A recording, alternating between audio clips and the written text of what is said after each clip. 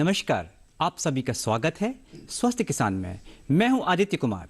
सेहत जिंदगी का अनमोल खजाना है। स्वस्थ व्यक्ति का शरीर ही नहीं, दिमाग भी चुस्त और दुरुस्त रहता है। अगर आप सेहतमंद हैं तो बीमार कम पड़ेंगे और अपने रोजमर्रा के काम को भी अच्छी तरह कर सकेंगे। पुराने ज़माने में लोग बहुत कम बीमार पड़ते थे, लेकिन आज ऐसा नहीं है। आज निरोगी शरीर तलाशना भूसे में सुई के ढूंढने के बराबर है। जी हाँ, खान पान की नई नई आदतें और आधुनिक लाइफस्टाइल हमारे शरीर को अंदर से कमज़ोर कर रहा है। बदलती जीवन शैली नहीं हमारे मस्तिष्क पर भी बुरा असर डाला है और देश में मनोरोगियों की संख्या लगातार बढ़ रही है, जो कि चिंता का विषय है। ऐसे में सवाल उठता है कि क्या आज के दौर में भी खुद को सेहतमंद और निरोगी रखा जा सकता है? जवाब है हाँ, बिल्कुल हाँ। बस आपको अपनी लाइफस्टाइल में कुछ बदलाव करने होंगे और थोड़ा सा पसीना बहाना पड़ेगा। जी हाँ, पसीना बहाना पड़ेगा। कुछ बदलाव तो ऐसे हैं जिन्हें सुनकर आप कहेंगे, अरे वाह, ये तो बहुत आसान है। आज के स्वस्थ किसान कार्यक्रम में हम बात करेंगे स्वस्थ रहने के तरीकों की। वैसे भी नए साल पर कई लोग तरह तरह के संकल्प रिजोल्यूशन लेते हैं। इस बार आप अपनी सेहत का संकल्प ले सकते हैं। जी हाँ, हमारा विषय है सेहत का संकल्प नव वर्ष के साथ। अगर आप खुद को स्वस्थ और निरोगी रखने के बारे में कुछ पूछना चाहते हैं या जानना चाहते हैं तो निसंकोच अभी इस समय हमें फ़ोन कर सकते हैं। हमारे टोल फ्री नंबर हैं 1800113060 और 1800113061 सेहत पर बात करने के लिए और आपके सवालों का जवाब देने के लिए आज हमारे बीच मौजूद हैं एम्स में मनोरोग चिकित्सा विभाग यानी साइकियाट्रिक डिपार्टमेंट के प्रोफेसर डॉक्टर नंद कुमार और सफदरजंग अस्पताल में मेडिसिन विभाग के प्रोफेसर डॉक्टर महेश लाल। सफदरजंग अस्पताल में ही यूरोलॉजी या मूत्र रोग विभाग के अध्यक्ष डॉक्टर अनूप कुमार भी हमारे स्टूडियो में आए हुए हैं। आप तीनों का बहुत बहुत वेलकम है डॉक्टर साहब। आइए उससे पहले देखते हैं एक विशेष रिपोर्ट।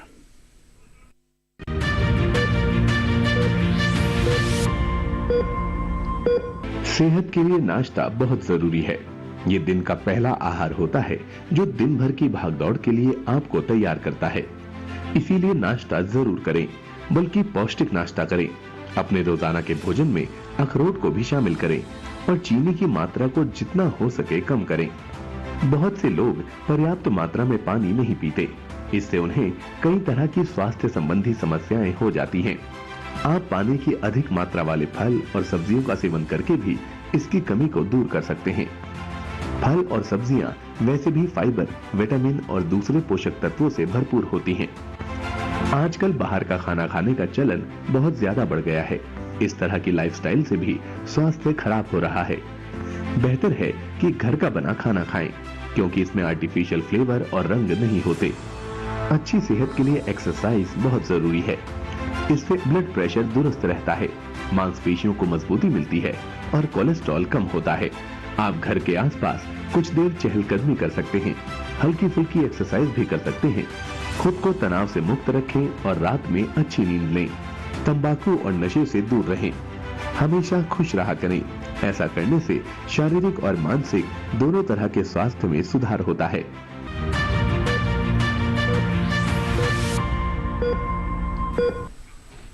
बिल्कुल, आइए बातचीत की शुरुआत करते हैं। मेरा पहला सवाल डॉक्टर महेश लाल आपसे है।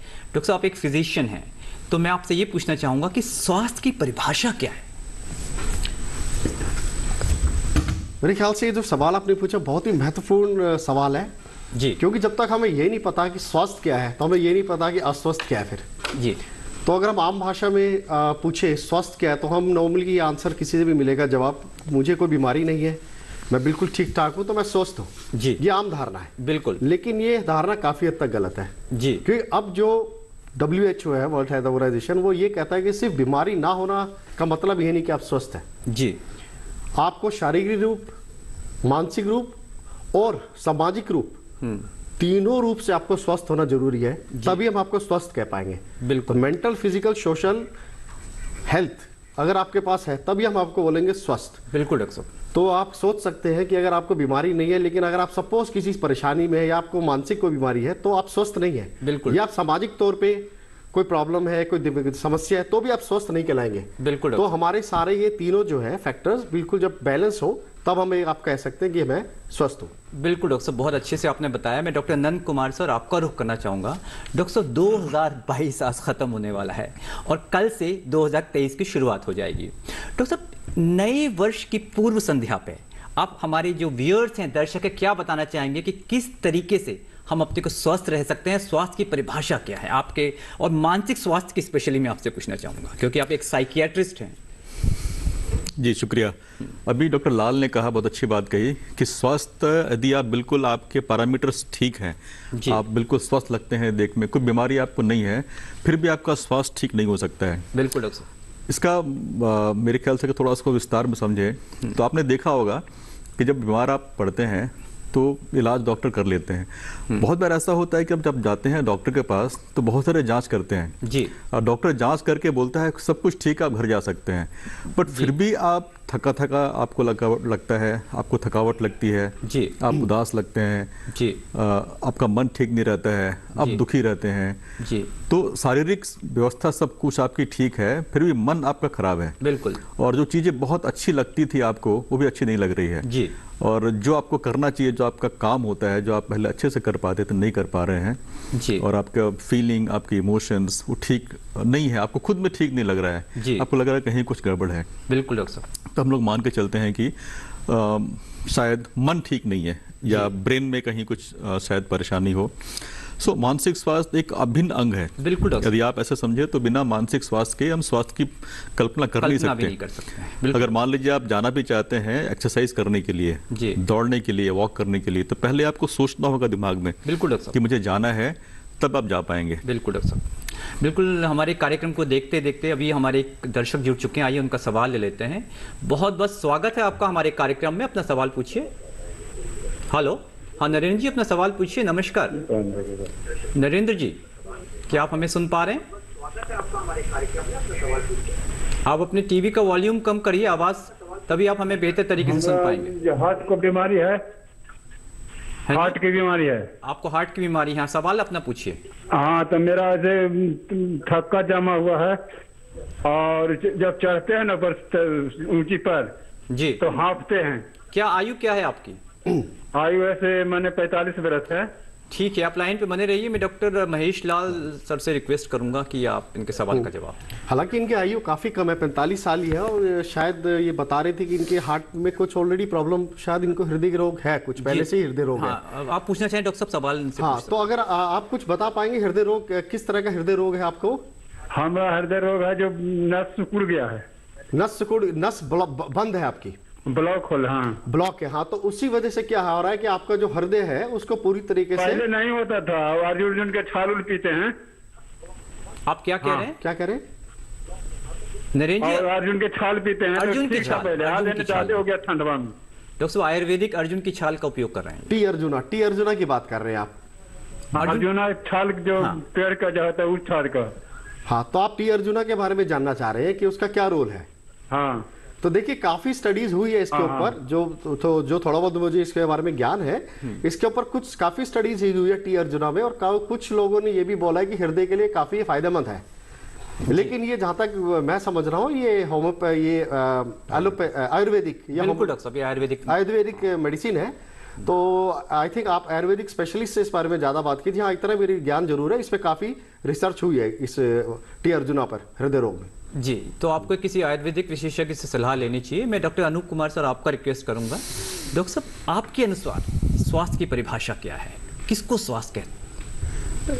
स्वास्थ्य जैसे अभी डॉक्टर साहब ने बड़ा अच्छा बताया कि हम 3 पैरामीटर्स की बात करते हैं जी। एक हमारा फिजिकल वेलबींग होना चाहिए, मेंटल वेलबींग होना चाहिए, सोशल वेलबींग होना चाहिए। बिल्कुल। अब हम इसको जो हमारी जनता सुन रही है उनके शब्दों में आसान तरीके से बताना चाहेंगे। बिल्कुल। हमारे डिफरेंट एज ग्रुप्स हैं, बच्चे हैं, बूढ़े हैं और बड़े हैं जी। हर एक एज ग्रुप के हिसाब से आपको ये देखना है कि आपकी फिजिकल जो ग्रोथ है, पैरामीटर्स हैं, वो नॉर्मल है कि नहीं। बिल्कुल। एक तो वो आप चेक कर सकते हैं जी। उसके अलावा आपको कोई सिम्टम्स, कोई ऐसी आपको परेशानी हेल्थ रिलेटेड आपको कोई सिम्टम्स नहीं है तो आप कह सकते हैं कि उस समय आप फिजिकली तो आप ठीक हैं। बिल्कुल डॉक्टर साहब। जहाँ तक दूसरी बात आती है कि मेंटल वेलबींग की, जैसे डॉक्टर साहब ने बताया, ये बहुत इंपॉर्टेंट है कि अगर आप डिप्रेशन में हैं, आप एंग्जाइटी के शिकार हैं, तो फिजिकल वेलबींग होते हुए भी आप उसको एंजॉय नहीं कर सकेंगे, तो वो भी इंपॉर्टेंट है। और तीसरा सोशल वेलबींग इसलिए इंपॉर्टेंट है कि आपका सब कुछ ठीक है बट आपका बिहेवियर सही नहीं है, बिल्कुल, आप सोशली अच्छे एक्सेप्टेड नहीं है, बिल्कुल, वो एक बहुत बड़ी बीमारी है जिसको हम बोलते हैं प्रॉब्लमेटिक पर्सन या प्रॉब्लमेटिक फैमिली। तो उसको बड़ा इंपॉर्टेंट है कि हमें अपना बिहेवियर विद सोसाइटी कैसे रखना है। बिल्कुल। तो इसलिए कि हम एक कैंसर स्पेशलिस्ट और ट्रांसप्लांट सर्जन है जी, मेरे हिसाब से जब हमारे पास कोई पेशेंट आता है कैंसर का, ट्रांसप्लांट का, हम इसके तीनों चीजों को एनालाइज करते हैं और तीनों को ही ठीक करने की कोशिश करते हैं। बिल्कुल डॉक्टर साहब, बहुत अच्छे से आपने बताया। एक हमारे एक दर्शक जुड़ चुके हैं, आइए उनका सवाल ले लेते हैं। बहुत बहुत स्वागत है आपका हमारे कार्यक्रम में, अपना सवाल पूछिए। नमस्कार, अपना सवाल पूछिए अगर आप हमें सुन पा रहे हैं तो। नीरज जी। हेलो। हाँ नीरज जी नमस्कार, अपना सवाल पूछिए। सर मैं नीरज कुमार अमेठी से बात कर रहा हूँ। हाँ जी सर, मुझे एक जो है सोशल डिसऑर्डर की समस्या, जैसे कि मतलब भीड़ भाड़ में जाते हैं तो वहाँ पर बोलने में और उसके बाद बात करने में दिक्कत होती है, और दूसरा चीज हिचक महसूस होती है। ठीक है, हाँ, आपको बोलने में मतलब आपको हिचक महसूस होती है, यही कहना चाह रहे हैं? कम्युनिकेट करने में दिक्कत होती है। ठीक है। और दूसरी चीज की अगर कोई विचार आता है दिमाग में, जैसे कि अभी हमारे MA इकोनॉमिक्स से हो गया, हम GRF की प्रिपरेशन कर रहे हैं, तो अगर हमारे ये होता है कि हम उसी को बार बार सोचते रहते हैं, एक डे ड्रीमिंग करके आता है कंसेप्ट, तो उसी की वो मतलब कोई अगर कॉन्सेप्ट मतलब कोई चीज के बारे में हुआ तो उसी को बार बार हम रिपीट करता रहता है दिमाग। इसके बारे में हमने बात की थी एक बार जी साइकेट्रिक एम्स में, लेकिन उन्होंने कहा साइकोलॉजिकल है ये, तो आप थोड़ा साइकेट्रिक था। नीरज जी आप लाइन पे बने रहिए, मैं डॉक्टर नंद कुमार सर से रिक्वेस्ट करूंगा आपसे, वो हो सकता है कोई सवाल और पूछें। डॉक्टर साहब आप इनके सवाल करवाते हैं। आपकी फिजिकल एक्टिविटी कितनी है? आप दिन भर में कितना चलते हैं या एक्सरसाइज करते हैं? नहीं सर, ज्यादा तो एक्सरसाइज नहीं, केवल जैसे कि हम गांव में रहते हैं तो खेती बाड़ी वाला काम रहता है, गाय का हुआ और जो है खेत का हुआ, यही काम ज्यादातर रहते हैं।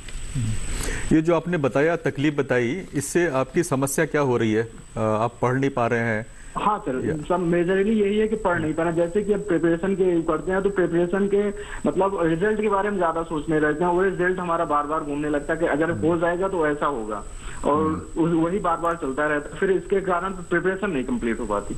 जी, ये एक आम समस्या है और इसको हम लोग ऐसे नहीं देखते हैं, ये साइकोलॉजी है, साइकेट्री है, एक दिमाग की समस्या है और ये आम समस्या है, बहुत कॉमन है, ये कोई बहुत बड़ी बात नहीं है। बेहतर होगा कि आपको एक आप एक्सरसाइज करें। एक छोटा सा मैं बताता हूँ आपको, इससे बहुत हद तक कम हो जाएगा ये।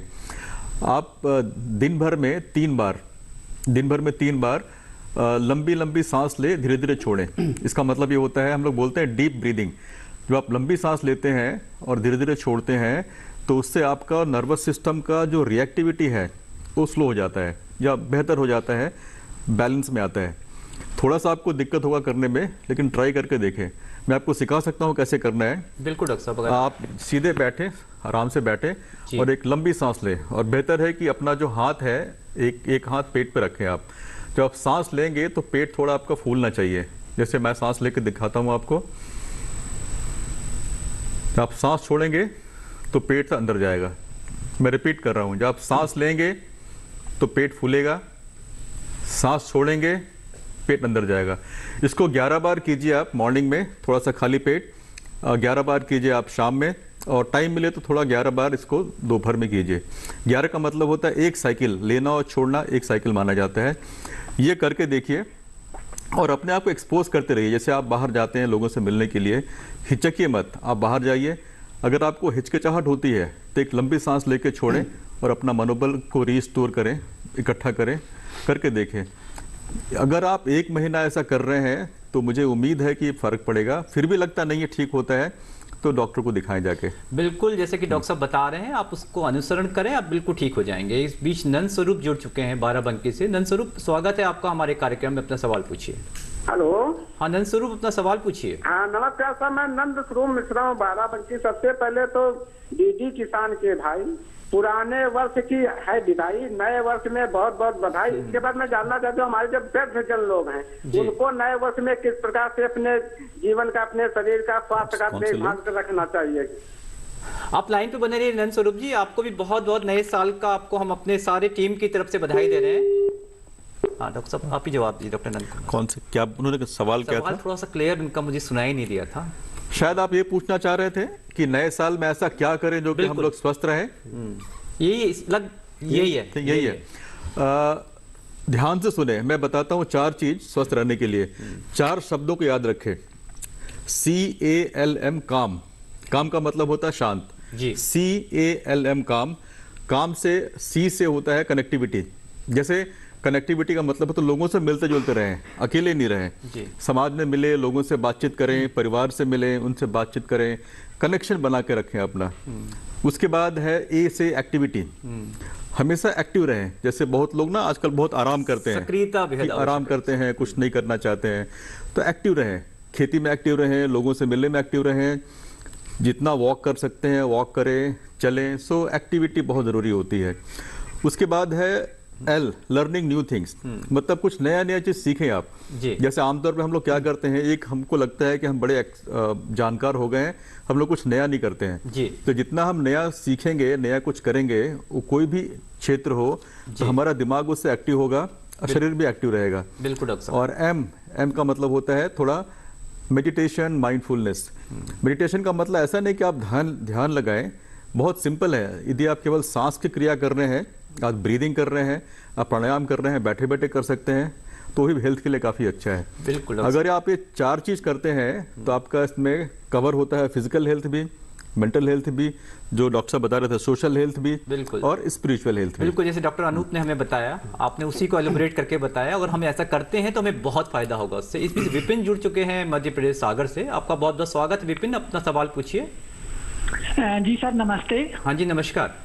सर मेरे 2 सवाल थे। पहला सर ये मैं जानना चाह रहा था कि मेरा एक दोस्त है, ब्लाइंड है वो, मतलब बचपन से नहीं थे लेकिन अभी कुछ दिनों से हैं। तो सर मुझे उनको तो शायद मालूम नहीं है, लेकिन उनका जो बिहेवियर है उससे मुझे लगता है सर कि वो डिप्रेशन में, क्योंकि पहले सभी से मिलते जुलते थे या बातें करते थे, लेकिन सर आजकल वो घर पे ही रहते हैं और कहीं आना जाना भी नहीं रहता, और उनका नेचर कल्चर सब कुछ मतलब बदल गया है, पहले से अलग हो गया है। सर इसमें क्या कर सकते हैं मैं, क्योंकि मुझे भी उस बात की चिंता है। और सर दूसरा मैं ये जानना चाह रहा था कि ये जो मानसिक बीमारियां होती हैं, डिप्रेशन जो होता है, इसके अनगिनत कारण होते हैं। मतलब कोई भी बीमारी हो जाए तो उसको लेकर डिप्रेशन हो सकता है, आपकी चोरी हो जाए तो डिप्रेशन हो सकता है, अगर आपके किसी से दिल टूट गया तो उसमें डिप्रेशन हो सकता है। सर इसके बारे में इतनी जागरूकता क्यों नहीं फैलाई? ठीक है, हम आपका सवाल समझ चुके हैं। मैं डॉक्टर नंद कुमार सर को रिक्वेस्ट करूंगा कि आप इनके सवाल का जवाब दें। विपिन जी, इसकी जागरूकता बढ़ी है। जैसे आपने कितना अच्छा कहा आपने कि जैसे डिप्रेशन है बहुत सारे कारण से हो सकता है,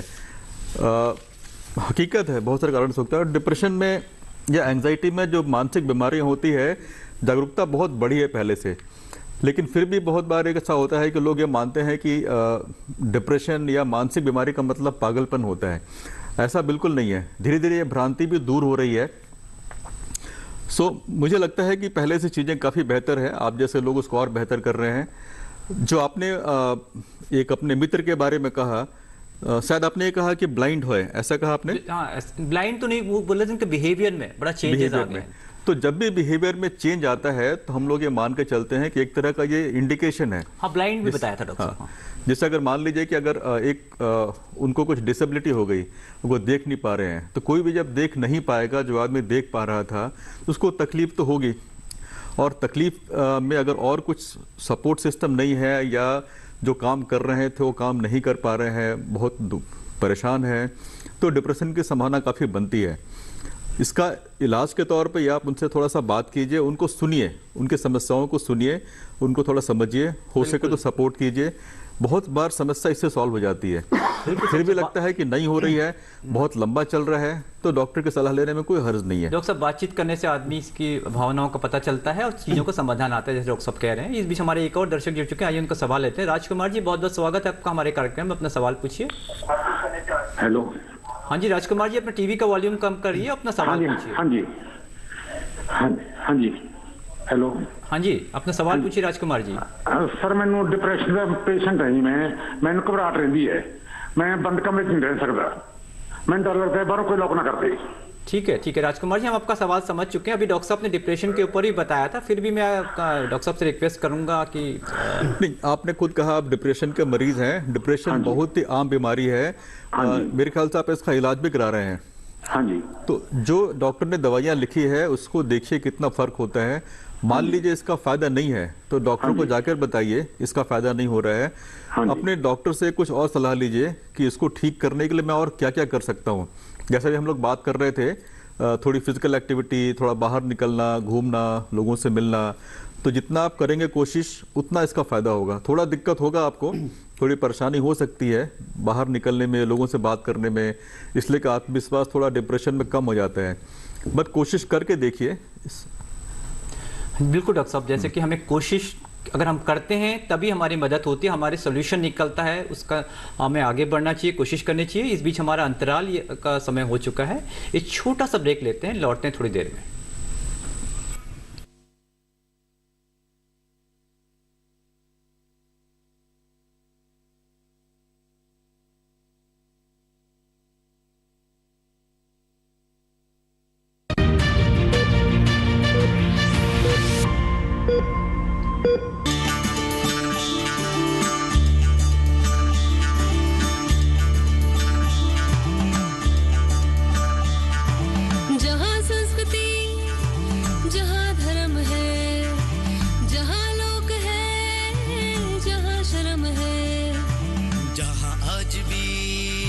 वचन बड़े हैं, सीना तान गए, किश्क गड़े हैं, जहाँ बसता है अपना भारत उस पगडंडी साथ चले। चलो गाँव चले, चलो गाँव चले, चलो गाँव चले, चलो गाँव चले, चलो गाँव चले, गाँव चले, चलो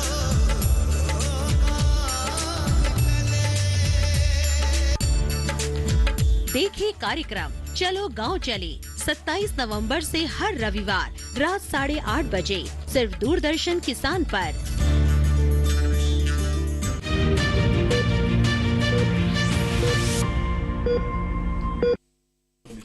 ब्रेक के बाद आप सभी का स्वागत है। हम डॉक्टर अनूप कुमार सर, आपके लिए एक सवाल आया है, हमारी ईमेल आई है।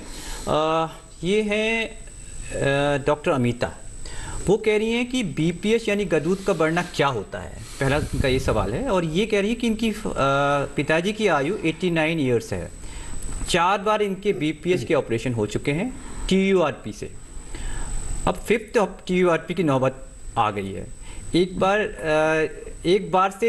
बार की जो टीयूआरपी है उससे इनका इलाज परमानेंट क्यों नहीं हो पा रहा है। और इनका दूसरा सवाल है कि इनके पिताजी में ऑपरेशन के बाद भी गदूद बार बार क्यों बढ़ रहा है, और क्या इनके ब्रदर हैं, क्या ये जेनेटिक होता है, उनके ब्रदर में भी ये चीज़ आ सकती है ओल्ड एज में, ये पूछें। देखिए, बड़ा ही कॉमन सवाल है कि बीपीएच जो होता है, जिसको हम बिनाइन प्रोस्टेटिक हाइपरप्लेजिया बोलते हैं, जैसे जैसे हमारे मेल्स की उम्र बढ़ती है 50 साल के बाद, ये हमारा फिजियोलॉजिकल प्रोसेस है कि साइज प्रोस्टेट का बढ़ना शुरू हो जाता है। प्रोस्टेट एक ग्रंथि होती है जो ब्लैडर के नीचे होती है, और जैसे जैसे साइज बढ़ता है उसके बीच में से एक हमारा पेशाब की नली जा रही होती है, इसको यूरेथ्रा बोलते हैं, उसको कंप्रेस करना शुरू कर देता है। इसकी वजह से रुकावट की सिम्टम्स आ जाते हैं और इरिटेशन वाले सिम्टम आ जाते हैं, पेशाब बार बार जाना, कंट्रोल नहीं कर पाना, फ्लो कम हो जाना। बिल्कुल। अब ये तो हो गया बीपीएच की कारण। क्या कारण इसमें होता है, जैसे एज बढ़ रही है फिजियोलॉजिकली बढ़ेगा, और उसकी वजह से ये फिजियोलॉजिकल प्रोसेस है, कई पेशेंट में बढ़ता है, लेकिन सभी पेशेंट जो बढ़ता है प्रोस्टेट, सभी में सिम्टम्स नहीं होते हैं। इन अदर वर्ड्स, अगर प्रोस्टेट साइज बढ़ा हुआ है ये बीमारी नहीं है। अच्छा। बीमारी तभी है जब साइज बढ़ने से सिम्टम्स आ जाते हैं। तो सर फिर से मैं इस पे आपको एम्फेसाइज करूंगा कि 4 बार उनको क्यों जरूरत पड़ गई है। अब इस बात पे आते हैं कि इनको ये बार बार क्यों कराना पड़ रहा है। इसके कई कारण हैं। नंबर 1 कि जो प्रोस्टेट का ऑपरेशन हुआ है उसमें हो सकता है कि इसके 2 लोब्स होते हैं, 2 लेटर लोब्स होते हैं, मिडिल लोब होता है। हो सकता है जो सर्जरी हुआ है उसमें पूरे लोब्स नहीं निकाले गए हों, नंबर 1। नंबर 2 ये हो सकता है कि जो उनका ब्लैडर की जो कॉन्ट्रैक्टाइल की जो पावर है, वो पावर इनकी कई बार बहुत लॉन्ग टाइम तक ऑब्स्ट्रक्शन की वजह से उसको खत्म हो जाती है। तो हम कितनी भी सर्जरी करते रहें, ब्लैडर कॉन्टैक्ट ही नहीं करता तो पेशाब वो पेशेंट नहीं कर पाता है। तो दूसरा तो ये हो गया। और तीसरा ये होता है कि अगर आपका सर्जरी 10-15 साल पहले हुआ है तो प्रोस्टेट रीग्रो कर सकता है, डिस्पाइट कि आपने बहुत अच्छा ऑपरेशन किया है। तो अब इनके केस में इन्होंने बताया 4 बार हुआ है, हमें नहीं पता कि कितने इंटरवल पे हुआ है, बट इन एनी केस किसी पेशेंट में 2 बार से सर्जरी नहीं हो सकती अगर आपने अच्छा सर्जरी किया है। ईमेल अभी मैं विस्तार से बाद में पढ़ूंगा। एक हमारे दर्शक जुड़ चुके हैं, आपका बहुत बहुत स्वागत हमारे कार्यक्रम में, अपना सवाल पूछिए।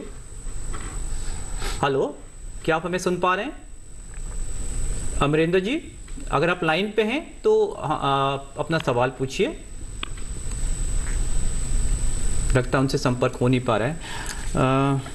डॉक्टर साहब, इन्होंने आगे लिखा है कि 2-2 साल के अंतराल में, पहला ऑपरेशन करीब 8 साल के अंतराल में, फिर 2-2 साल के अंतराल में हुआ है। तो जो पहला ऑपरेशन 8 साल पहले हुआ तो उसके तक ठीक हुआ था, क्योंकि 8 साल के बाद सिम्टम शुरू हुए।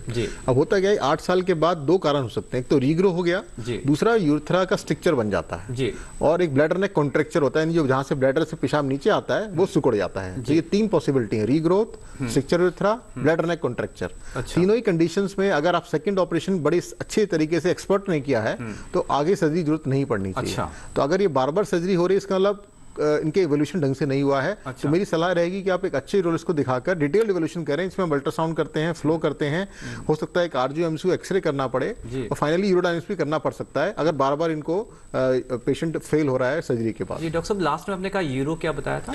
यूरोडायनेमिक्स एक स्टडी होती है जिसमें हम आर्टिफिशियल ब्लैडर को सलाइन डाल के इन्फ्लेट करते हैं और प्रेशर्स को मेजर करते हैं। Painful procedure? तो ये बड़ा ही it's a minimally invasive procedure है, और छोटा सा पाइप डालना होता है पेशाब के रास्ते और एक लैट्रिन के रास्ते, और ये अराउंड 30 मिनट्स का प्रोसीजर होता है। इसमें ज्यादा परेशानी नहीं होती है, बड़ी सेफ प्रोसीजर है। डॉक्टर, ये आनुवंशिक भी है, जैसे बोला था कि ब्रदर को भी क्या ये चांस है? तो जो जेनेटिक है वो प्रोस्टेट, बिनाइन प्रोस्टेट नहीं होता है। जो कैंसर होता है वो जेनेटिक होता है। बिल्कुल। तो अगर बिनाइन प्रोस्टेट इनको बता रहे हैं सिर्फ गदूद की सिर्फ बढ़ने की शिकायत है, वो जेनेटिक नहीं होता, वो सिर्फ फिजियोलॉजिकल प्रोसेस माना जाता है। एक अच्छी यूरोलॉजिस्ट को अगर आप दिखाएं और इवैल्यूएशन कराएं, यही आपका संदेश है डॉक्टर साहब? हाँ बिल्कुल, इनको एक अच्छे यूरोलॉजिस्ट को दिखाना चाहिए, पूरे प्रोटोकॉल से स्टडी होनी चाहिए, क्योंकि 4 बार सर्जरी होना किसी भी हम एंगल से एक्सेप्टेबल नहीं मान सकते हैं। बिल्कुल डॉक्टर साहब, बिल्कुल। एक हमारी दर्शक जुड़ चुकी है, जरीना जी, बहुत बहुत स्वागत है आपका हमारे कार्यक्रम में। अपना सवाल पूछिए। जरीना जी, अगर आप हमें सुन पा रही हैं तो अपना सवाल पूछिए मैडम। हेलो। हाँ जी जरीना जी, नमस्कार। नमस्कार जी, मेरा सवाल ये है मैम, मेरी एज करीब 36 साल है जी। तो मुझे कमर में दर्द रहता है। अच्छा, हाँ, इसके बारे में यही आपकी समस्या है। मैं डॉक्टर महेश लाल सर से रिक्वेस्ट करूंगा कि डॉक्टर साहब जरीना जी के सवाल का जवाब दें कि कमर में दर्द की तकलीफ है। हाँ जी, कमर में दर्द है। आपकी उम्र 36 साल? क्या 36 साल होता है? कमर में दर्द है आपको? तो इसके अंदर कई फैक्टर्स, कई कारण हो सकते हैं इसके अंदर की।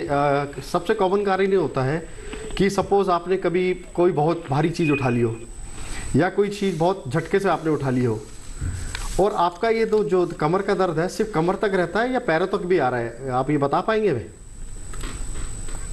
जरीना जी का फोन कट चुका है डॉक्टर साहब, अगर वैसे अगर आप कुछ बता सकें। हाँ, इनको देखना पड़ेगा कि उनका जो कमर का दर्द है क्या ये पैरों तक भी आ रहा है। कि अगर ये पैरों तक आ रहा है, इसको हम रेडिकुलोपैथी बोलते हैं, इसके अंदर भी उनकी जो कोई नस है जो कमर से आ रही है जी, वो कहीं ना कहीं कंप्रेस हो रही है। अच्छा, तो अगर वो कंप्रेस हो रही है तो उसके लिए इवेल्युएट करना पड़ेगा ऑर्थोपेडिशियन से, या तो फिजियोथेरेपी से भी ठीक हो जाती है वो, अगर ज्यादा प्रॉब्लम नहीं है जी। तो अगर बहुत ज्यादा दिक्कत है वो सर्जरी, वो लास्ट स्टेज है, बट काफी हद तक जो सिचुएशन है वेट कंट्रोल और फिजियोथेरेपी से कंट्रोल हो जानी चाहिए। बिल्कुल डॉक्टर साहब। डॉक्टर अनूप सर, आपका रुख करना चाहेंगे। डॉक्टर साहब, आजकल कम उम्र के लोगों में भी, जैसे हमने अभी बीपीएच की बात की डॉक्टर साहब, प्रोस्टेटाइटिस की समस्या बड़ी आम हो गई है। इसके क्या कारण होते हैं डॉक्टर साहब, और ये किस वजह से होती है? क्या इसका परमानेंट कोई क्योर है?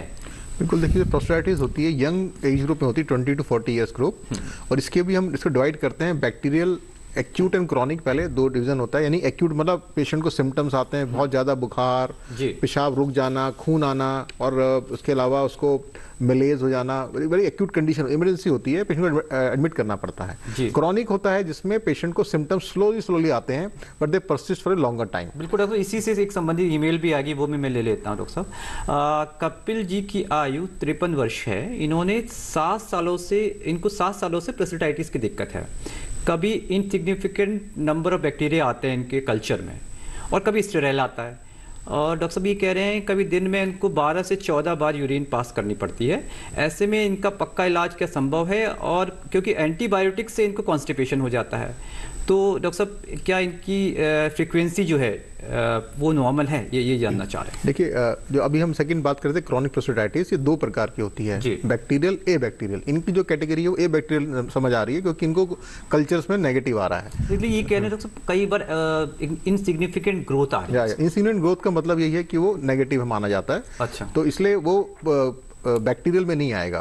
हाँ, तो बैक्टीरियल और ए बैक्टीरियल में क्या होता है, बैक्टीरियल में आप एंटीबायोटिक्स देते हैं for longer time, around 4 to 6 weeks. इसके अलावा हम हॉट फर्मेंटेशन करवाते हैं पेशेंट्स को और कुछ मेडिसिन देते हैं, अल्फा ब्लॉकर्स देते हैं।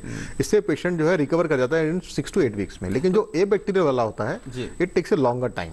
इसका रीजन क्या है? इसका रीजन ये है कि इसमें कोई इन्फेक्शन नहीं है, बट इन्फ्लामेशन चले जा रहा है। इन्फ्लामेशन के साइकिल को ब्रेक करने के लिए हम 3-4 तरीके से काम करते हैं। एक होता है बिहेवियरल थेरेपी, जिसमें हम ऑडियो विजुअल टेक्निक से पेशेंट को बिहेवियरल थेरेपी देते हैं, जिससे कि उसका जो फ्रीक्वेंसी एजेंसी कम हो जाता है।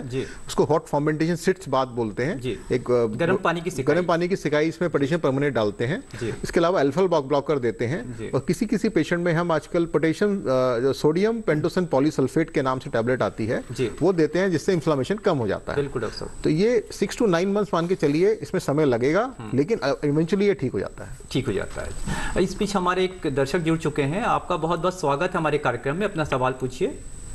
हेलो, अगर आप हमें सुन पा रहे हैं तो अपना सवाल पूछिए। हाँ मोहर जी, अपना सवाल पूछिए। नमस्कार। हाँ, हेलो। हाँ जी नमस्कार, अपना सवाल पूछिए। हाँ जी, सुन पा रहे हैं। मैं झांसी से बोल रहा हूँ, मोहर सिंह। बिल्कुल, हम आपको सुन पा रहे हैं। यहाँ तरफ सर्दी 2-3 से बहुत ज्यादा पड़ रही है। हाँ, बिल्कुल सर्दी बहुत ज्यादा पड़ रही है, तो इस समय क्या ख्याल रखना चाहिए? जो बीमार हैं उनको क्या मतलब? हम आपका सवाल खान पान का ध्यान जो सर्दी का मौसम है उस विषय में आपका सवाल है। मैं डॉक्टर महेश लाल सर आपका रिक्वेस्ट करूंगा इनके सवाल का जवाब दें।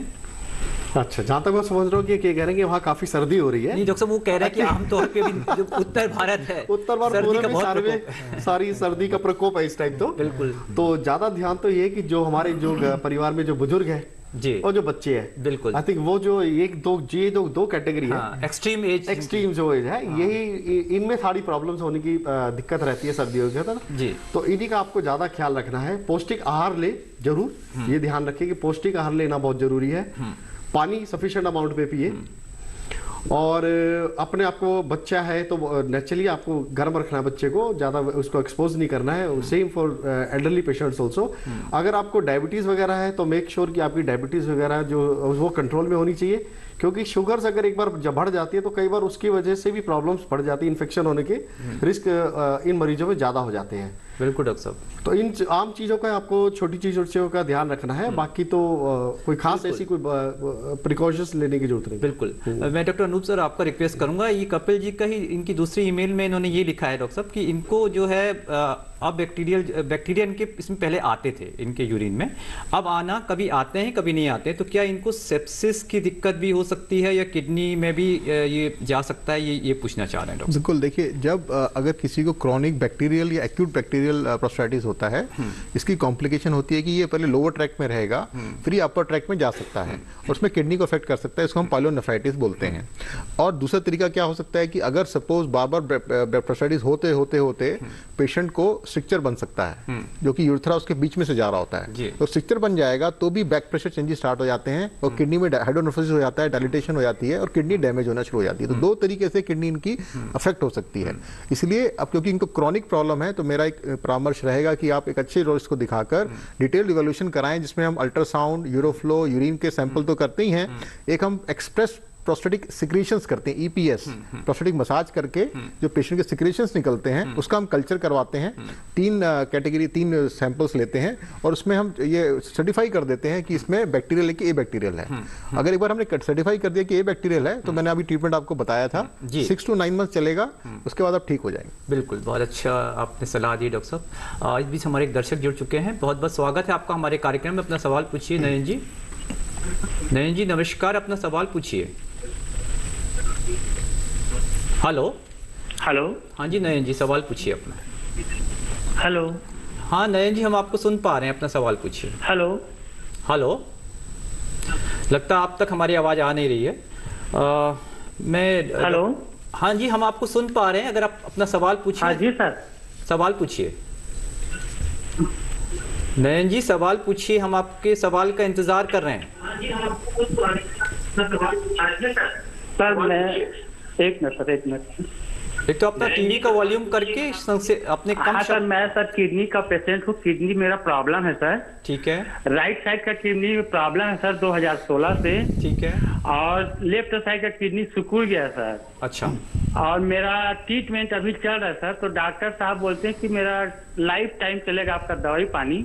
ठीक है। तो मैं ये जानना चाहता हूँ सर कि लाइफ टाइम हकीकत में चलेगा या और कुछ दूसरा इसका उपचार है? ठीक है, मैं डॉक्टर अनूप कुमार से रिक्वेस्ट करूंगा डॉक्टर साहब इनके सवाल का जवाब दें। जैसे उन्होंने बताया कि किडनी इनकी सिकुड़ गई है, जिसको हम बोलते हैं क्रॉनिक किडनी डिजीज जी। और इसमें क्या होता है, 5 स्टेज होते हैं, स्टेज 1, 2, 3, 4, 5 जी। आपका अगर किडनी स्टेज जो फेलियर है, सीकेडी जो स्टेज है अप टू 3 और 4 तक हम मैनेज कर सकते हैं मेडिसिन के ऊपर। इनकी बातों से लगता है कि अभी इनका 3 या 4 में होगा, इसलिए डॉक्टर इनको मेडिसिन पर रख रहा है। बिल्कुल। मेडिसिन का रोल होता है कि हम आपको वो दवाइयां देते हैं ताकि किडनी जो काम नहीं कर पा रही है उसको हम सप्लीमेंटेशन कर रहे हैं। जैसे किडनी जब खराब हो जाती है तो आपको बॉडी में इथ्रोपोइटिन हार्मोन नहीं बनता है, पेशेंट का हीमोग्लोबिन ड्रॉप हो जाता है, तो हम आपको उसके इंजेक्शन देते हैं।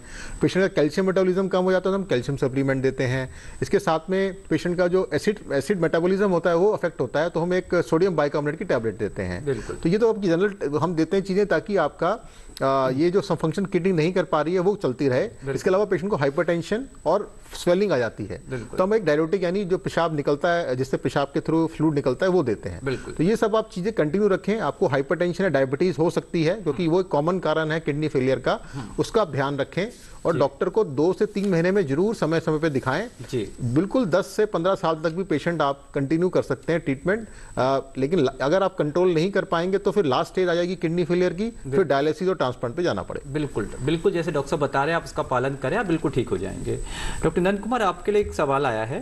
डॉक्टर साहब, मिसेस बिमला हैं, इनकी आयु लगभग 75 वर्ष है और इनके ये लिख रही हैं, हाँ, इनको ओसीडी की समस्या है डॉक्टर साहब, तो साथ में इनको हाई ब्लड प्रेशर की भी दिक्कत है और इनको कई बार वॉशरूम जाना पड़ता है। तो डॉक्टर साहब, ओसीडी का ये पूछ रही हैं कि चुंबकीय तरीके से इलाज संभव है? आप क्योंकि मैग्नेटिक थेरेपी के एक्सपर्ट माने जाते हैं, इसलिए ये सवाल मैंने आपसे पूछा। जी, ओसीडी को हम लोग बोलते हैं ऑब्सेसिव कंपल्सिव डिसऑर्डर। ओसीडी एक बहुत अनकॉमन नहीं है, बहुत लोगों को होता है।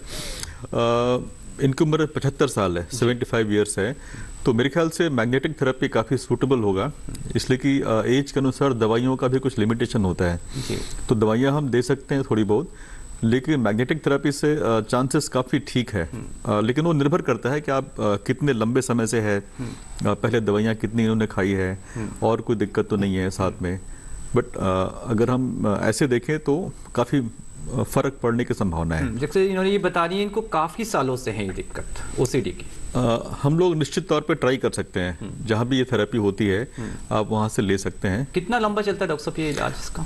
चूंकि ये बहुत लंबा है इनका ओसीडी, तो कम से कम 3 हफ्ता मान के चलिए। अच्छा, 3 हफ्ते तक लगातार सेशन देते हैं हम लोग मैग्नेटिक स्टिमुलेशन के। और ये काफ़ी सेफ होता है। अच्छा, आप उसको ले सकती हैं, साइड इफेक्ट्स नहीं, लेकिन लंबे साइड इफेक्ट सेफ है, बहुत सेफ है। अगर सेफ हैंड से आप कर रहे हैं तो बिल्कुल ठीक है, अगर एक्सपर्टाइज है तो कहीं कोई दिक्कत नहीं होती। लेकिन इसमें लंबा चलने का चांसेस काफी है, इसलिए कि बहुत लंबी बीमारी है। जी जी जी, तो शायद उसको लगातार करना पड़ता है या गैप में भी कर सकती हैं? 3 हफ्ता करके देखते हैं कितना फर्क आता है जी। और उसके बाद इसको एक महीना भी कर सकते हैं। जी जी। बहुत बार होता है कि कुछ फर्क आ जाता है और बहुत बार ऐसा भी होता है कि जो दवाइयाँ काम नहीं करती है, मैग्नेटिक थेरेपी के बाद वो दवाइयाँ का अधिक काम करती हैं। अच्छा डॉक्टर साहब, आप ये कहना चाह रहे हैं कि डॉक्टर साहब एक बार अगर चुंबकीय चिकित्सा दी जाए तो दवाइयों का असर भी बढ़ जाता है, असर बेहतर हो सकता है। बिल्कुल डॉक्टर साहब। डॉक्टर साहब, इनके सवाल का दूसरा हिस्सा डॉक्टर अनूप की तरफ था कि वो उनको बार बार वॉशरूम जाना पड़ता है। डॉक्टर साहब, ये क्या और इनके जो टेस्ट हैं सब नॉर्मल हैं, जो यूरिन के कल्चर और रूटीन उन्होंने कराया है? ये बड़ी कॉमन समस्या है महिलाओं में। 30 साल के बाद ये समस्या बड़ी कॉमन हो जाती है। अगर आप 10 में से 3 से 4 महिलाओं में ये प्रॉब्लम पाई जाएगी। इसको कहते हैं ओवर एक्टिव ब्लैडर। इसमें क्या होता है, जो ब्लैडर का जो नॉर्मल रिफ्लेक्स होता है, जब हम यूरिन आता है ब्लैडर के अंदर तो हम जब फुल हो जाता है तब हम अवॉइड करने पेशेंट जाता है। इसमें क्या होता है कि बार बार कॉन्ट्रैक्शंस जो है अनकॉन्डिनेटेड मैनर में आ रही हैं और उसकी वजह से पेशेंट को बार बार यूरिन करने जाना पड़ता है, कई बार कंट्रोल नहीं कर पाते हैं, वो कई बार निकल भी जाता है। तो फ्रीक्वेंसी, अर्जेंसी, इनकॉन्टिनेंस।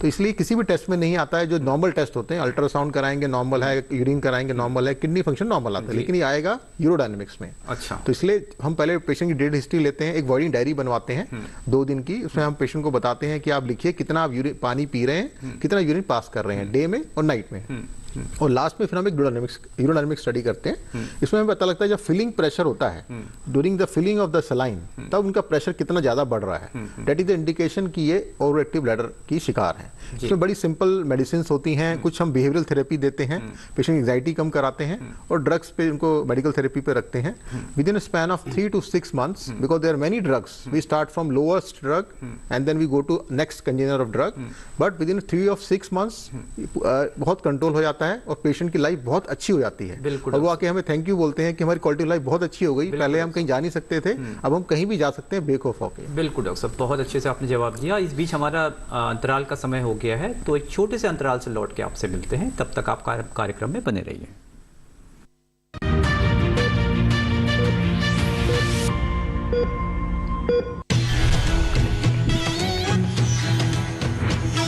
पशुओं की सुरक्षा का पहरेदार,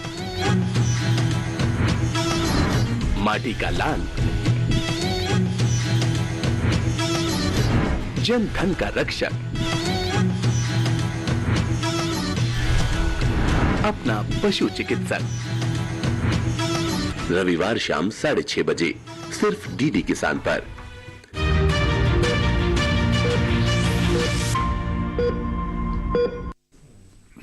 ब्रेक के बाद आप सभी का स्वागत है। डॉक्टर महेश लाल सर, आपसे रिक्वेस्ट करना चाहूंगा, डॉक्टर साहब जो बीपी और शुगर को कंट्रोल करना डॉक्टर साहब क्यों जरूरी है, क्यों इंपॉर्टेंट है? बीपी शुगर क्यों कंट्रोल करना जरूरी है? अगर हम इस क्वेश्चन को थोड़ा उलट लेते हैं कि अगर हम किसी मरीज को ब्लड प्रेशर है या शुगर है तो उसके क्या क्या नतीजे आगे आ सकते हैं, तो हमें शायद इसका जवाब अपने आप मिल जाएगा। बिल्कुल। तो ये दोनों बीमारियां ऐसी हैं, तो सबसे एक तो मरीज को पता नहीं चलता जी, काफी सालों तक मरीज को पता नहीं चलता है कि उसको ब्लड प्रेशर है। शुगर मरीजों को फिर भी थोड़े बहुत सिम्टम्स आने शुरू हो जाते हैं, प्यास ज़्यादा लगने लग जाएगी या उसको यूरिन ज़्यादा आने लग जाएगा, थोड़ा वेट रिडक्शन शुरू हो जाएगा, लेकिन काफ़ी हद तक फिर भी काफ़ी साल तक उसे नहीं पता चलता कि उसको ब्लड प्रेशर है या शुगर है। तो जब ऐसे मरीज थोड़ी लापरवाही करते हैं, अपना ब्लड प्रेशर शुगर कंट्रोल नहीं रख रहे हैं, तो उसके बहुत सारे बॉडी के ऊपर असर आने शुरू हो जाते हैं जी। जैसे कि सबसे ज़्यादा देखा गया इनको किडनी प्रॉब्लम्स हो जाएगी, हार्ट प्रॉब्लम हो सकती है इनको जी, स्ट्रोक हो सकता है इनको जी, बिहेवियरल प्रॉब्लम्स हो सकती है इनको, डायबिटीज में ये भी देखा गया है, डॉक्टर साहब शायद एग्री करेंगे, डिप्रेशन भी बहुत है इन पेशेंट्स के अंदर। डिप्रेशन एक बहुत कॉमन बीमारी है डायबिटीज के मरीजों में, क्योंकि उन्हें ऐसा लगता है कि अब इसके बाद क्या, एक बार मरीज को पता चल जाता है कि उसे डायबिटीज है, उसे ऐसा लगता है कि अब मेरी लाइफ चेंज हो गई, मेरी लाइफ पहले जैसी नहीं रही, अब पूरी जिंदगी मुझे दवाइयों पर रहना पड़ेगा, मैं ठीक नहीं हूँ मेरा, तो काफी पेशेंट्स डिप्रेशन में चले जाते हैं। बिल्कुल डॉक्टर साहब। तो ये अगर हम कॉन्सिक्वेंसेस अगर हम सोचेंगे तो हम इसका हमें पता चल जाएगा कि क्यों जरूरी है ब्लड प्रेशर और शुगर को कंट्रोल करना। बिल्कुल डॉक्टर साहब, बहुत अच्छे से आपने बताया। एक दर्शक जुड़ चुके हैं, विपिन जी, बहुत बहुत स्वागत है आपका हमारे कार्यक्रम में, अपना सवाल पूछिए। हेलो विपिन जी, अगर आप हमें सुन पा रहे हैं तो अपना सवाल पूछिए। फोन कट गया डॉक्टर साहब, शायद ये हमसे ये पूछना चाह रहे थे कि जो स्ट्रिक्चर्स की प्रॉब्लम है वो होती क्या है? डॉक्टर अनूप, स्ट्रिक्चर्स जो हैं, अगर हम यूरिनरी ट्रैक्ट की बात कर रहे हैं तो 2 जगह स्ट्रिक्चर बन सकते हैं। मोस्ट कॉमनली यूरेथ्रा में बनते हैं, जब ब्लैडर जहां हमारा पेशाब इकट्ठा होता है वहां नली होती है यूरेथ्रा, उसके थ्रू ये नीचे जाके पेनिस के थ्रू हम यूरिन पास करते हैं। तो ये महिलाओं में भी हो सकता है और मेल्स में, ज़्यादा मेल्स में पाया जाता है। स्ट्रिक्चर में क्या होता है, पेशेंट को शुरू में पेशाब करने में दिक्कत आती है, फ्लो कम होना शुरू हो जाता है, and over a period of time flow कम होते होते ऐसा हो जाता है कि बिल्कुल ही बूंद बूंद टपकना शुरू हो जाता है, और कई पेशेंट में बिल्कुल रुक भी जाता है, बंद हो जाता है, कहते हैं एक्यूट टेंशन ऑफ यूरिन, वो हो सकता है। इसके साथ साथ और कॉम्प्लिकेशन हो जाते हैं, किडनी में डैमेज हो सकता है, इन्फेक्शन हो सकता है, ब्लीडिंग हो सकती है। तो ये बड़ी ऐसी समस्या है जो कि काफी हमारे इंडियन पेशेंट में देखी जाती है। इलाज संभव है डॉक्टर साहब? इसका इलाज संभव है, प्रॉपर जांच करके इसका ट्रीटमेंट हम कर सकते हैं। पेनफुल तो नहीं है डॉक्टर साहब इसका इलाज? देखिए, इसमें क्या होता है, अगर स्ट्रिक्चर को हमने डायग्नोज कर लिया, डिपेंड करता है साइट क्या है, साइज क्या है, कहां पर स्ट्रिक्चर है, कितना लंबा है। अगर वो छोटा सा स्ट्रिक्चर है, 1 सेंटीमीटर का पॉसिबल है तो दूरबीन के रास्ते से हम उसको जाके खोल देते हैं और उसमें 50-60%, 70% तक पेशेंट दूरबीन वाली से ही ठीक हो जाता है। बिल्कुल। लेकिन अगर लंबा स्ट्रक्चर है तो ओपन सर्जरी करनी पड़ती है। बिल्कुल डॉक्टर साहब, आमतौर पे जो यूरोलॉजिकल प्रॉब्लम्स है, मूत्र संबंधी विकार हैं, उनमें जो हमारे पेशेंट्स हैं वो काफ़ी भय की स्थिति रहती है। डॉक्टर साहब, इस बारे में आप क्या कहना चाहेंगे? देखिए, यूरोलॉजी में आप देखेंगे इतना वाइड डिजीजेज हैं, कैंसर से लेकर किडनी फेलियर, और एक एक बीमारी ऐसी है जिसको सुनते ही मरीज की मानसिक स्थिति के साथ भी फिजिकल भी स्थिति खराब हो जाती है। अगर हम कैंसर की बात करते हैं, किडनी, ब्लैडर, प्रोस्टेट, तीनों कैंसर्स में पेशेंट कई बार इतने एडवांस फेज में आता है कि उस समय ट्रीटमेंट हमें सर्जरी करनी है, कीमोथेरेपी देनी है, रेडिएशन करना है, ये सब चीजें नाम सुनते ही पेशेंट की आधी हालत तो खराब हो जाती है। तो इसलिए हमें पेशेंट को काउंसिल करना पड़ता है, उसकी फिजिकल और मेंटल वेलबींग का ध्यान रखना पड़ता है। ऐसी किडनी ट्रांसप्लांट है, पेशेंट किडनी खराब हो गई है, उसको डायलिसिस पे सालों से डायलिसिस चल रहा है, आप समझ सकते हो कितनी मुश्किलों से गुजर रहा है, मानसिक और आर्थिक दोनों। और फिर हम ट्रांसप्लांट करते हैं। ट्रांसप्लांट होने में सबसे बड़ी प्रॉब्लम है डोनर नहीं मिलता है, तो डोनर ढूंढते ढूंढते उसकी लाइफ निकल जाती है। ट्रांसप्लांट हो गया, उसके बाद लाइफ लॉन्ग ड्रग्स पे रहना है। तो ये सब समस्याएं मरीजों को हमेशा दिमाग में रहती हैं। तो इसलिए एक अच्छे डॉक्टर की तरह आपको उनको काउंसलिंग करनी पड़ती है ताकि ना सिर्फ उनकी फिजिकल हेल्थ ठीक रहे बल्कि मेंटल वेलबींग भी अच्छी। बिल्कुल। अब मानसिक स्वास्थ्य पे ही डॉक्टर नंद का रुख करना चाहेंगे। डॉक्टर साहब, एक हमारे पास सवाल आया है कि जो क्या मानसिक जो बीमारियां हैं उनके लिए कोई हेल्पलाइन भी है? डॉक्टर साहब, कहीं पर इसका कोई प्राविधान है? बिल्कुल है। मानसिक बीमारियों के लिए हेल्पलाइन कुछ है। अभी एक सरकार ने शुरू किया है टेलीमनस। जी। टेलीमनस आप देखेंगे तो आपको जितने भी बड़े बड़े हॉस्पिटल हैं वहाँ मिल जाएगा आपको टेलीमनस का फैसिलिटी। उसमें आप फ़ोन से बात कर सकते हैं, आप सलाह ले सकते हैं, बीमारी के बारे में जान सकते हैं और जो भी आपकी समस्या आप उनसे शेयर कर सकते हैं। दोस्तों, आपको अगर नंबर याद हो तो बताएं, अन्यथा हम गूगल से ही सर्च कर सकते हैं मरीज। आप जब डालेंगे टेलीमनस तो ये नंबर थोड़ा अलग अलग है। आप जैसे आप कहीं भी रहते हैं, किसी भी देश के किसी हिस्से में रहते हैं, आप टेलीमनस डालेंगे तो आपको नंबर अपने आप आ जाएगा उस पे। और आपके जो नियरेस्ट हॉस्पिटल है, कहाँ इसकी फैसिलिटी अवेलेबल है, अगर मान लीजिए आप का फोन से बात करने पे आपको आराम नहीं मिलता है तो आप वहाँ जा भी सकते हैं। बिल्कुल। डॉक्टर साहब, अगला सवाल भी आप ही के लिए है। डॉक्टर साहब, याददाश्त की जो बीमारी डॉक्टर साहब काफ़ी विकराल रूप ले चुकी है, जिसको हम डिमेंशिया के रूप में जानते हैं, इससे किस तरीके से हम नव वर्ष के आने वाला है और डिमेंशिया किसी को ना हो तो हमें क्या करना चाहिए? डॉक्टर साहब,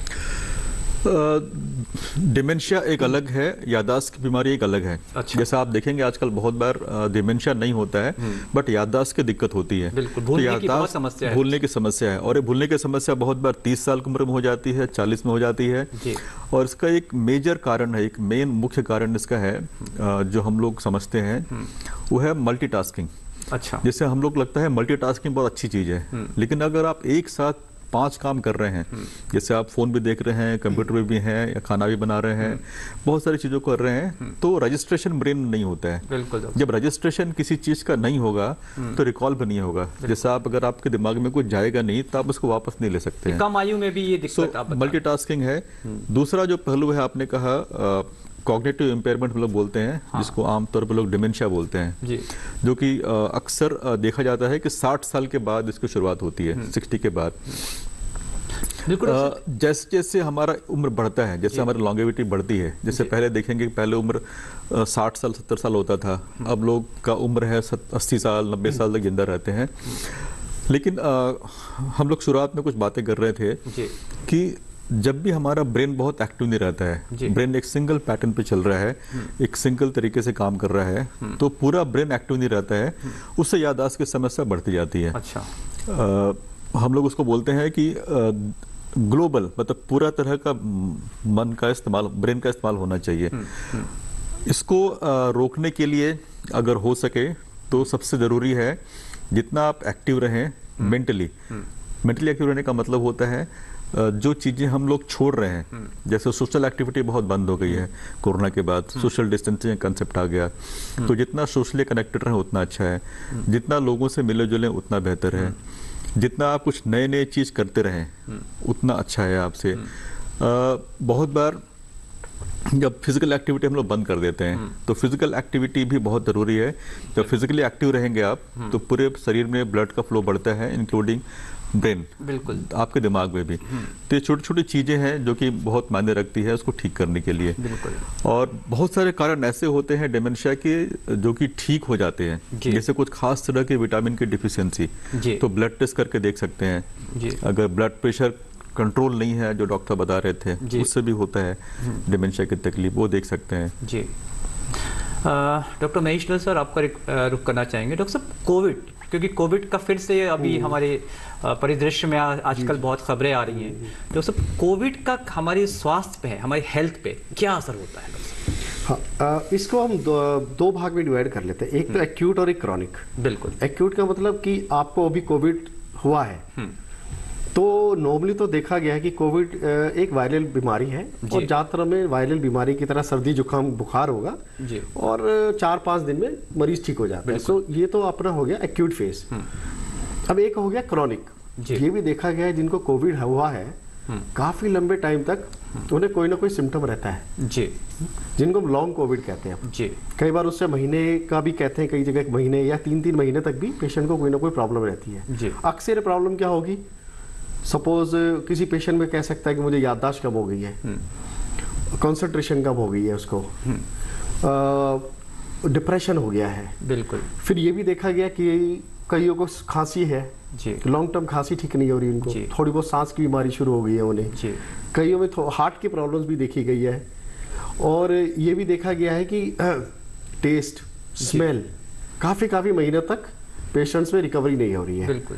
तो ये कुछ असर है जो देखा गया है, काफी हफ्तों महीनों तक पेशेंट्स में रह रहे हैं। लेकिन अच्छी बात यह है कि ज्यादातर ये जो सिम्टम्स है लॉन्ग कोविड के सीरियस नहीं है जी। तो नॉर्मली ये बीमारी है जो अपने आप टाइम के साथ, वक्त के साथ ज्यादातर ये प्रॉब्लम्स ठीक हो जाएगी। जी बिल्कुल, वक्त के अनुसार आप कह रहे हैं कि ठीक हो जाएंगी। और लेकिन फिर भी हमें कोविड प्रोटोकॉल जो कि हमारे माननीय प्रधानमंत्री समय समय पे हमें बताते भी रहते हैं, हमारा स्वास्थ्य मंत्रालय भी बताता रहता है, हमें उनका अनुपालन तो करना ही चाहिए, क्योंकि हम अपने लिए जिम्मेदार हैं। और हम अगर खुद मास्क पहनेंगे तो हम अपने नहीं बल्कि दूसरों की भी सुरक्षा कर रहे होते हैं। मैं डॉक्टर अनूप कुमार आपका रुख करना चाहूँगा। डॉक्टर साहब, आमतौर पर आप, क्योंकि आप यूरोलॉजिस्ट हैं, किस तरह के मूत्र विकार के पेशेंट्स आपके पास आते हैं, किस तरह की समस्या लेके आते हैं डॉक्टर साहब? मूत्र विकार के जो मरीज हैं हम उनको ब्रॉडली कैटेगराइज करें। एक तो होता है स्टोन्स, बड़ी कॉमन है इंडिया में क्योंकि एंडेमिक बेल्ट है स्टोन की, तो स्टोन के पेशेंट बहुत आते हैं। दूसरा इन्फेक्शंस बहुत आते हैं जिसमें अपर ट्रैक, लोअर ट्रैक, महिलाएं, मेल सब आते हैं। नंबर 3 होता है कैंसर पेशेंट्स, क्योंकि उसमें हम kidney, bladder, prostate, testis, penile cancer include करते हैं। और 4th कैटेगरी होता है किडनी फेलियर यानी CKD, क्रॉनिक किडनी डिजीज, जिसमें पेशेंट किडनियां खराब होनी शुरू होती हैं और हम मैनेज करते हैं initially medical management, then dialysis, then transplant. और एक कैटेगरी और है जो कि हम ट्रोमेटिक बोल सकते हैं, तो पोस्ट ट्रॉमा पेशेंट्स बहुत आते हैं, bladder rupture, यूथ्रा rupture, kidney damage, वो सब एक अलग कैटेगरी हो गई। इस तरह की हमारे पास 5 ब्रॉड कैटेगरी मैंने बताई। अदरवाइज पेशेंट्स के कैटेगरीज बहुत सारे हो सकते हैं, बट ये सबसे कॉमन मैंने आपको बताई कि 5 कैटेगरीज हमारे पास आती हैं। बिल्कुल। और इसी में अगर हम जोड़ सकते हैं इनफर्टिलिटी, ये एक अलग कैटेगरी हो गई। आजकल आप देख सकते हैं बड़ी कॉमन है, इरेक्टाइल डिसफंक्शन बहुत कॉमन है। ये तो आम समस्याएं हैं। बिल्कुल। डॉक्टर नंद कुमार, एक हमारे पास सवाल आया है डॉक्टर साहब कि अवसाद जो डिप्रेशन है उसका भी और भूलने का जो बीमारी है आगे डेवलप हो सकती है इसकी वजह से? बिल्कुल, इसमें संबंध है। जैसे जो अवसाद बीमारी है, अवसाद बहुत लंबे समय तक रहता है, तो इसमें काफ़ी रिसर्च लोगों ने किया है, इसकी संभावना बढ़ जाती है डिमेंशिया की। इसके अलावा और जितने क्रॉनिक इलनेसेस हैं कुछ उसमें बढ़ जाती है संभावना। जैसे कि डॉक्टर साहब बता रहे थे, डायबिटीज़ है, यदि बहुत लंबा डायबिटीज़ चलता है, लॉन्ग डायबिटीज़ है, अनकंट्रोल्ड है, उसमें भी काफ़ी संभावना बढ़ जाती है डिमेंशिया की। हाइपरटेंशन है, लॉन्ग स्टैंडिंग हाइपरटेंशन है, अनकंट्रोल्ड है, उससे भी संभावना बढ़ जाती है। बट अवसाद निश्चित तौर पे इससे संबंध है, बोलने के आगे कोई बीमारी उनको हो सकती है। डॉक्टर साहब ये कह रहे हैं, इसलिए हमें डिप्रेशन से बच के रहना चाहिए। और हमारे कार्यक्रम का समय लगभग समाप्त हो चुका है। मैं तीनों मेहमानों का बहुत बहुत शुक्रिया करना चाहूँगा और अपने दर्शकों को नव वर्ष की, आने वाले साल की बहुत बहुत शुभकामनाएं देना चाहेंगे, हम अपनी पूरी टीम की वजह से और अपने डॉक्टर्स की तरफ से। डॉक्टर साहब, हम उम्मीद करते हैं कि दर्शक आपकी दी हुई सलाह से ज़रूर लाभान्वित हुए होंगे। आपका बहुत बहुत शुक्रिया फिर से एक बार। अगर आपका कोई सुझाव हो, आप चाहें तो हमें लिख भी सकते हैं या ईमेल भी कर सकते हैं।